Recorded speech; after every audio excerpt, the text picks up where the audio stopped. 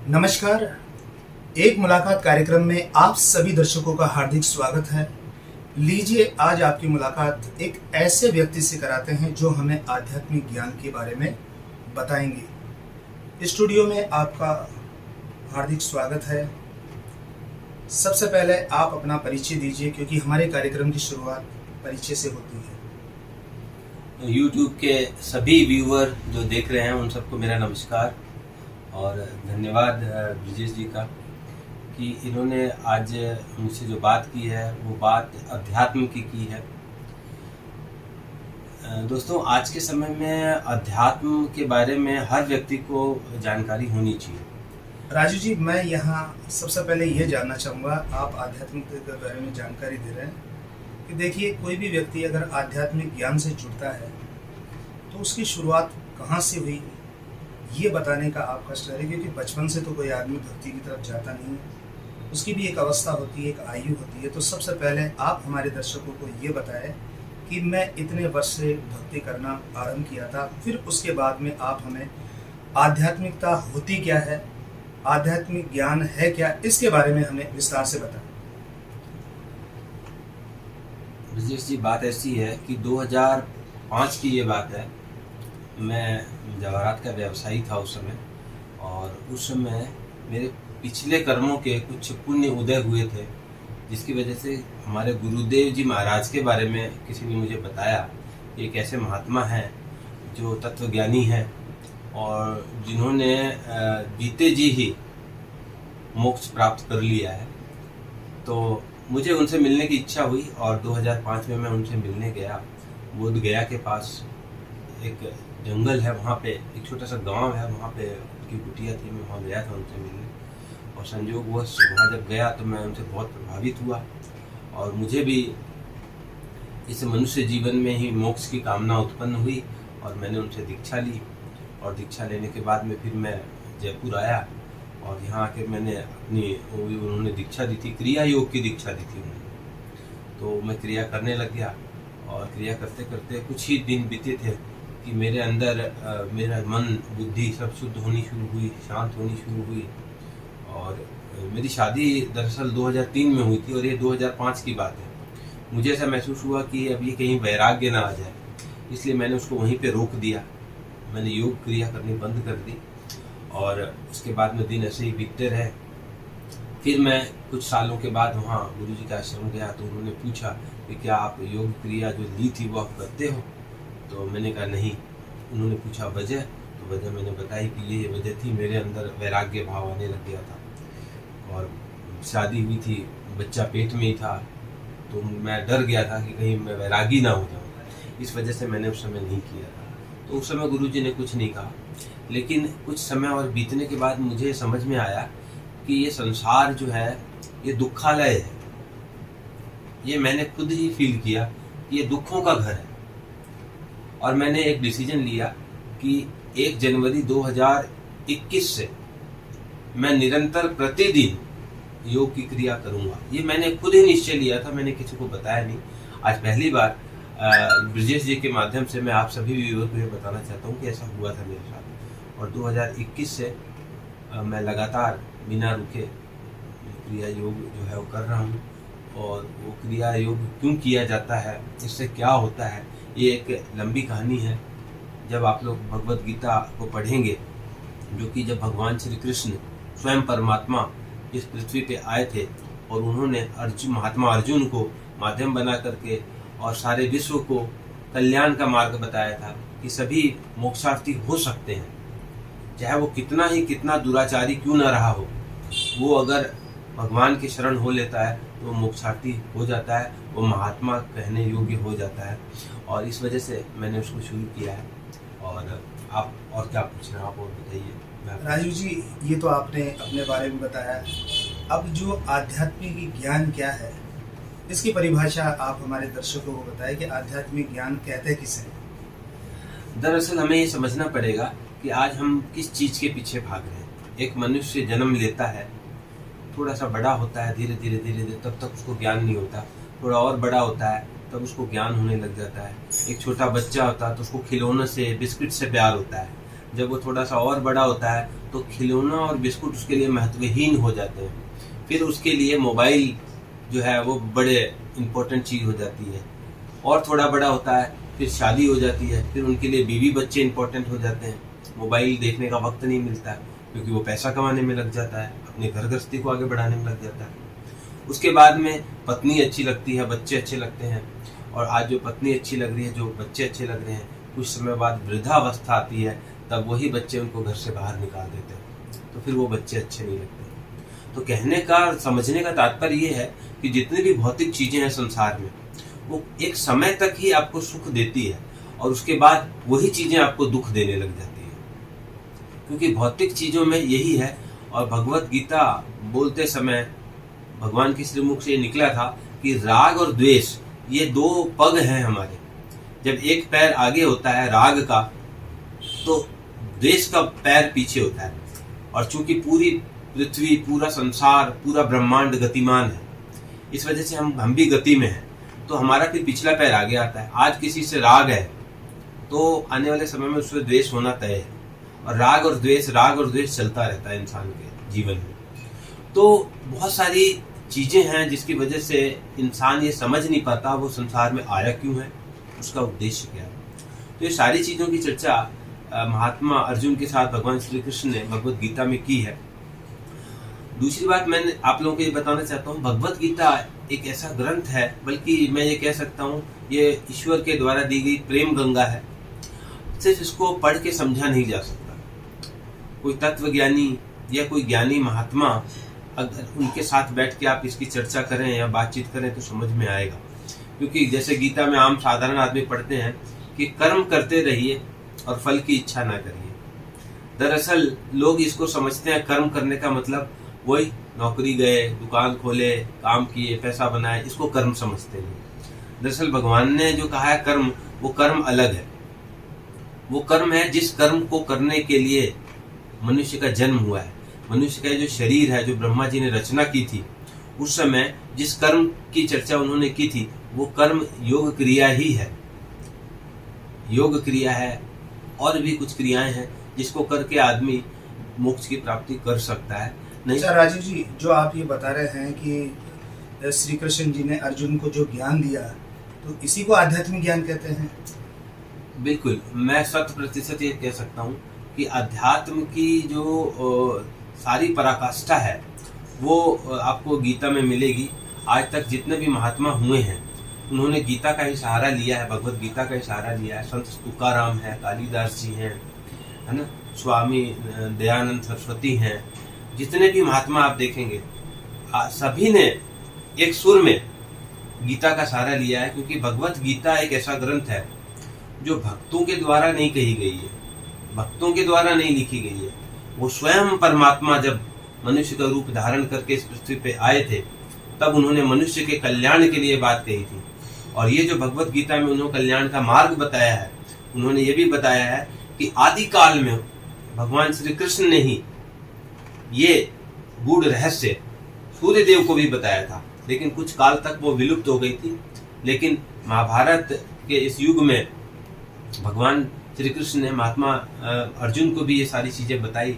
और ये बहुत अच्छी बात है और बहुत गर्व की बात है कि अगर भगवान अगर ये गीता नहीं बताते तो आज इतने सारे संत कैसे जान पाते कि ईश्वर कौन है। क्योंकि ईश्वर तो दिखते नहीं है, ईश्वर तो बिल्कुल नहीं दिखते, तो हम कैसे ज्ञान प्राप्त कर पाते। अच्छा राजीव जी, मैं अब यहाँ एक बात आपसे ये भी करना चाहूँगा कि जो आज के लोग हैं मंदिरों में जाते हैं, श्री कृष्ण जी के मंदिर में जाते हैं, राम जी के मंदिर में जाते हैं, और जो लोग गीता नहीं पढ़ रहे हैं, रामायण नहीं पढ़ रहे हैं, तो क्या ये सिर्फ मंदिर जाना उनका सार्थक रहेगा, या गीता का जो ज्ञान है उसको ग्रहण करने से उनके जीवन में परिवर्तन होगा? या जैसे रामायण है, हमारे धर्म शास्त्र के जो भी ग्रंथ है उनको पढ़ने से उनका कल्याण होगा? क्योंकि अधिकतर लोग मंदिरों में तो जाते हैं लेकिन जो इनके द्वारा जो कही गई बातें हैं उनका अनुसरण नहीं करते हैं। इसके बारे में आपके क्या विचार है?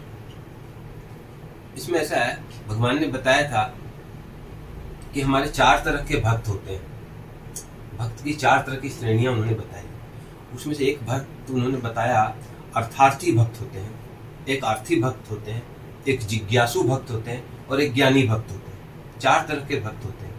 तो जो लोग लगातार मंदिर में जाते हैं और भगवान की पूजा अर्चना करते हैं, तो उसके पीछे एक कामना होती है कि हमारा घर अच्छा रहे, हमारा संसार अच्छा रहे, कामनाएं होती है, अर्थार्थी भक्त होते हैं। दूसरे भक्त होते हैं जो यदा कदा ईश्वर को याद करते हैं।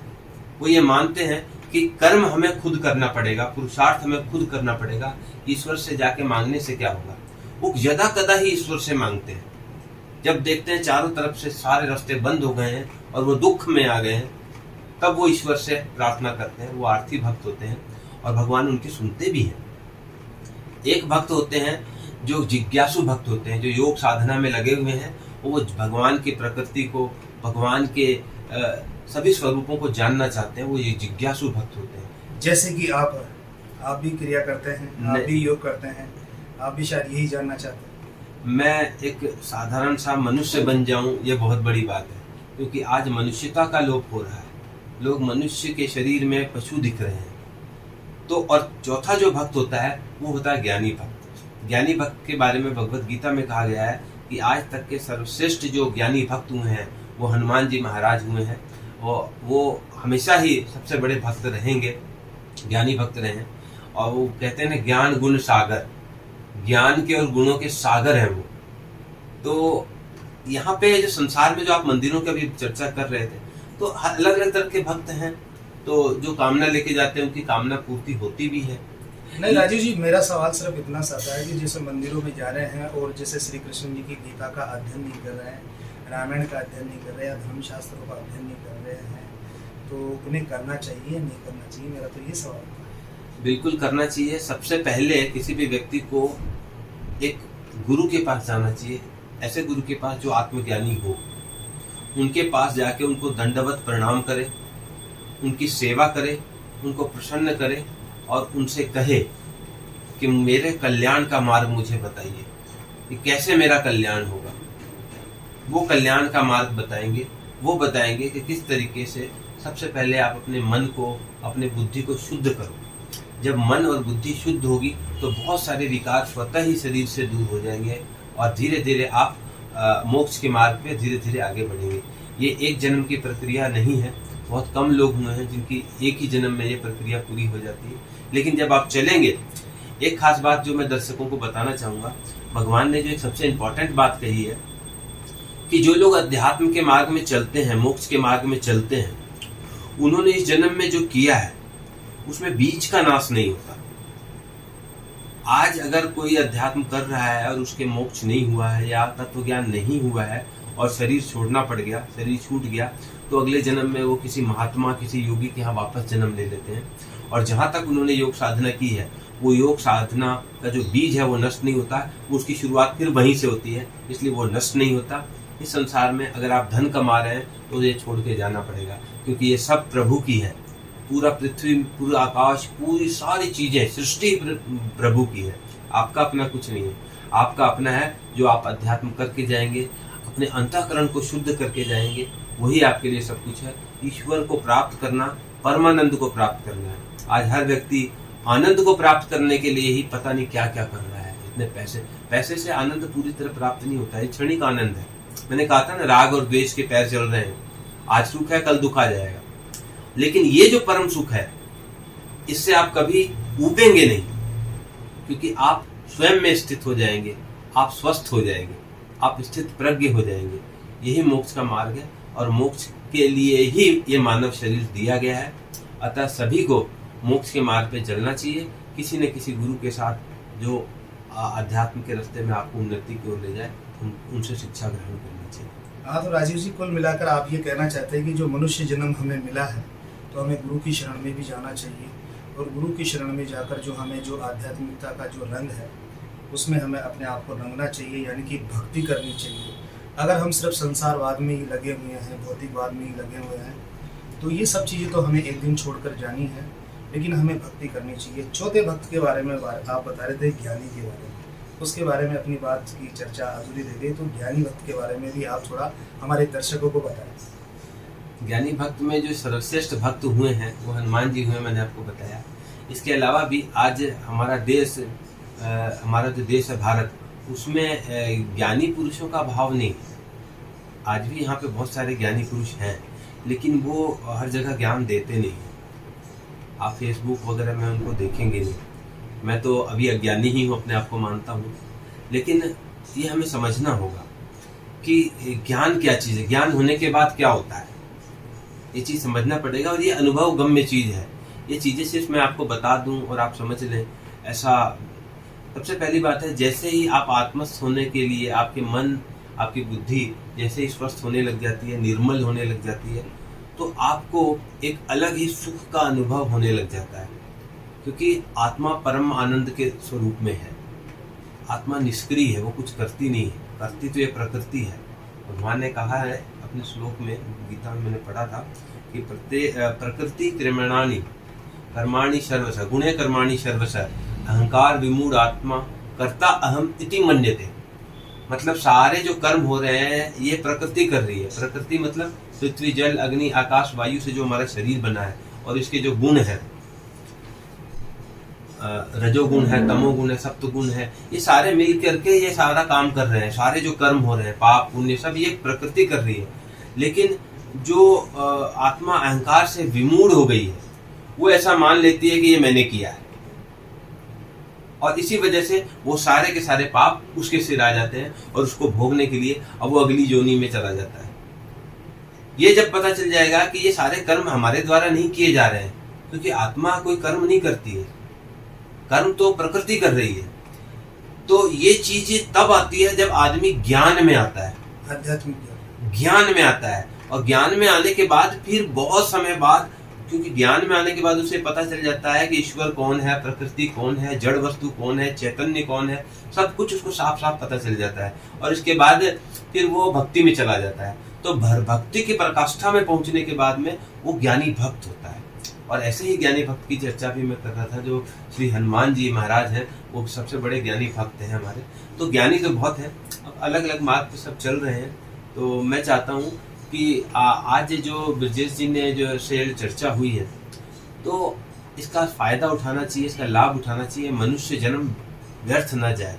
कहते हैं ना कि कई लाख योनियों के बाद ये शरीर मिलता है मनुष्य का, और इसमें ही आप मोक्ष के द्वार की तरफ आगे बढ़ सकते हैं। आप किसी और योनियों में, अगर आप कुत्ते, बिल्ली या किसी जानवर के जीव में अगर आप चले गए, तो फिर अनंत काल तक अलग अलग योनियों में जाते रहेंगे, आपका उद्धार नहीं हो सकता। तो ये योनि मिली है, इसका आप लाभ उठाएं। अच्छा राजीव जी, हर इंसान चाहता तो यही है कि वो भक्ति करे, लेकिन कहते हैं कि मन काबू में नहीं होता और भक्ति नहीं कर पाता। तो आपने इतनी अच्छी अच्छी बातें बताई, तो थोड़ा ये भी बताइए हमारे दर्शकों को कि मन को काबू में कैसे किया जाता है। मैं अभी उस योग्य नहीं हुआ हूँ कि आपको ये बता सकूं कि मन काबू में कैसे होता है। ये तो आपको वो गुरु ही बताएंगे, क्योंकि अभी तक मैं गुरु नहीं हुआ हूँ, मुझे अभी तक आत्मज्ञान नहीं हुआ है।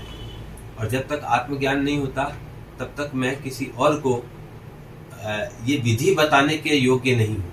और ये बड़ा गुप्त है। अब जब भगवान श्री कृष्ण ने जो भगवत गीता बताई है, उसके 9वें अध्याय को जब आप पढ़ेंगे, तो स्टार्टिंग के 3 श्लोक पढ़ेंगे, तो उसमें आपको पता लगेगा, अर्जुन को भी भगवान ने बताया था कि ये बहुत गुप्त रहस्य की बात है, और ये अगर आप किसी से न बताओ तो ही मैं तुम्हें बताता हूँ। तो ये चीज़ें हैं गुरु के पास होती हैं, और गुरु वो है जो आत्मज्ञानी है ना। तो ये चीज़ें वही आपको बता पाएंगे कि मन को काबू में कैसे किया जाए, क्योंकि मन माया का नाम है, इसको काबू में रखना साधारण काम नहीं है। राजीव जी, गीता के श्लोक के अंदर ही वजह से वासुदेव श्री कृष्ण जी अर्जुन से कहते हैं कि हे अर्जुन, अपने मन को वश में कर। ये प्रसंग आता है श्रीमद् भगवद गीता, मैंने भी पढ़ी है। उसमें ये अर्जुन ये कहते हैं कि ये मन बड़ा हाथी की नाई है, इसको वश में करना बड़ा कठिन है। लेकिन बाद में श्री कृष्ण जी गीता के अंदर कहते हैं कि अभ्यास और वैराग्य के द्वारा इसको वश में किया जा सकता है। तो ये बात तो गीता के अंदर भी है। ये बिल्कुल सही कह रहे हैं ब्रजेश जी कि अध्यात्म और वैराग्य के द्वारा, अभ्यास के द्वारा। तो अभ्यास किस चीज़ का उन्होंने कहा है? अभ्यास वो जो मैं जो योग के बारे में बात कर रहा हूँ, क्रिया योग, वो एक बार में सधती नहीं है। उसको धीरे धीरे अभ्यास करते करते करते करते हमारी मन और बुद्धि ये बिल्कुल निर्मल होने लग जाती है। तो अभ्यास करते करते धीरे धीरे मन और बुद्धि और ये सारी इंद्रियां हमारे काबू में हो सकती है। आपने जो गीता के बारे में बताया, भगवत गीता में भगवान ने ये कहा है, ये बिल्कुल सच है। और ये बात मैंने आपको पहले भी कही, वो क्रिया योग ही है। उसी के अभ्यास से आप मन को और सभी इंद्रियों को काबू में कर सकते हैं। बहुत अच्छी आपने जानकारी दी।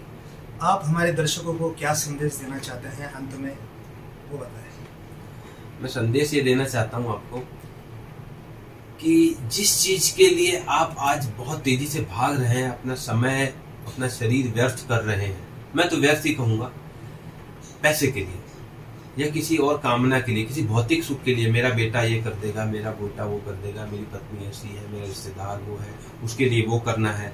मैं आपको बताऊं, कुछ करना है या नहीं करना है, आपको अपना उद्धार तो करना है। क्योंकि आज जो आपका बेटा है, इसके पिछले जन्म में वो किसी और का बेटा था। आज आपकी पत्नी है, पिछले जन्म में किसी और की पत्नी थी। यहाँ आपका अपना कुछ नहीं है, कुछ भी आपका अपना नहीं है। सभी चीजें ईश्वर की है, एक एक चीज ईश्वर की है ना। हम लोग धरती से, जो धरती माँ है, वो बहुत सारी मिठास देती है, बहुत सारे अन्न देती है। हम लोग ईख लेते हैं, ईख मतलब गन्ना, गन्ने से गुड़ बनता है और गुड़ में मिठास आती है, चीनी में मिठास आती है। हम उस मिठास में मोहित हो गए। हम धरती माता को भूल गए कि वो और क्या क्या देती है। वो अमरूद में भी मिठास देती है, वो आम में भी मिठास देती है, लेकिन अमरूद की मिठास और आम की मिठास एक नहीं होती है, बहुत विविधता है। तो जानने की जरूरत है ईश्वर को, जानने की जरूरत है खुद को, क्योंकि ईश्वर का अंश आपके अंदर विद्यमान है और ये अंश बाहर निकला, आपको लोग जला आएंगे। आपको 6 घंटे भी घर में नहीं रहने देंगे, क्योंकि ईश्वर है आपके अंदर, तब तक आप हो। तो उनको आप जानो, किसी अन्य योनि में आपको जानने का मौका नहीं मिलेगा। ये मनुष्य का शरीर है, इसको यूं ही न गवाओ।